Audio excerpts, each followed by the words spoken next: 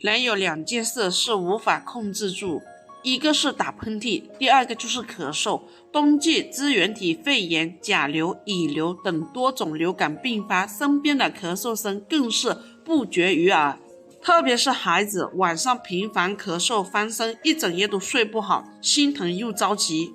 光咳嗽就算了，有一些朋友还觉得喉咙里卡着一口痰，怎么咳也咳不干净，喝了好多水都没用。今天就分享一款可以润肺止咳化痰的食疗方。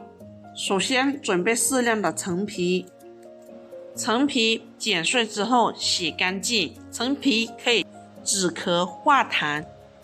洗干净的陈皮控水捞出，放入一旁备用。接下来准备半根白萝卜，这个萝卜不用去皮，直接洗干净之后切成片。接着再准备一个苹果，苹果也是洗干净之后切成片。接着把这些食材全部放入养生壶里，加入1000毫升左右纯净水，按花茶的键煮15分钟。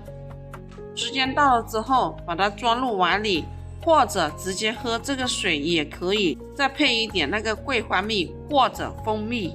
喜欢的朋友不妨试一试。